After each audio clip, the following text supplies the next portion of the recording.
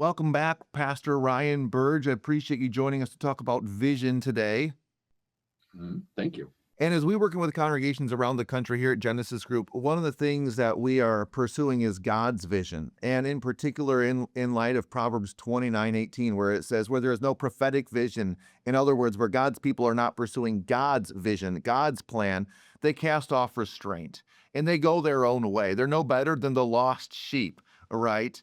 And so as we're talking to churches and talking to leaders about how we can do church well, and we're pursuing new life in ministry, as a cautionary tale, I would love for you to share with our viewers today what the data says about the damage that is done when churches major in the minors. And there's so many minors in church, right? Yes. Carpet color, length of service, what kind of music you're going to have.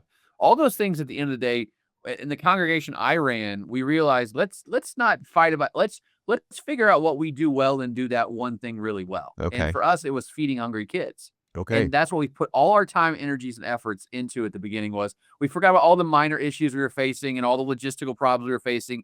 And we realized people give toward vision. They give towards programs they see have a tangible impact. And that Brown Bag Friday program, actually at the end, was taking up a quarter of our entire budget, was just feeding those hungry kids. Wow. We weren't focused on the organ and the piano and the music and the length of service.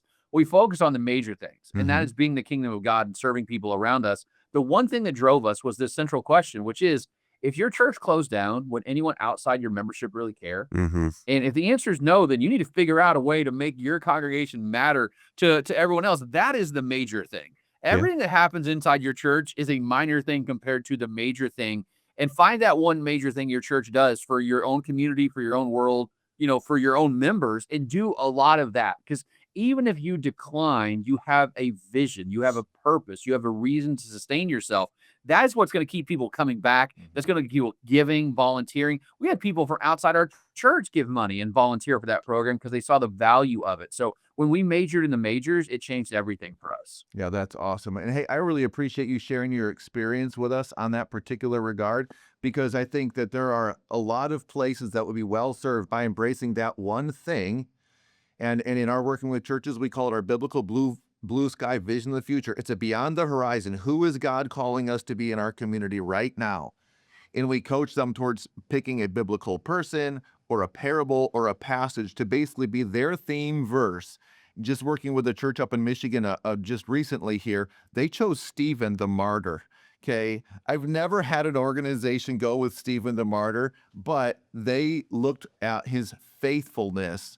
And how are they going to be faithful to their community? You guys found it in feeding hungry kids.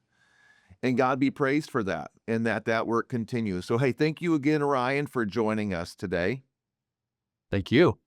And I want to encourage everyone who's watching this video to remember, what is that one thing? What is that single most important thing for us to be doing in the next 12 months? So that we focus on that and do it well for God and for His kingdom. We'll see you next time.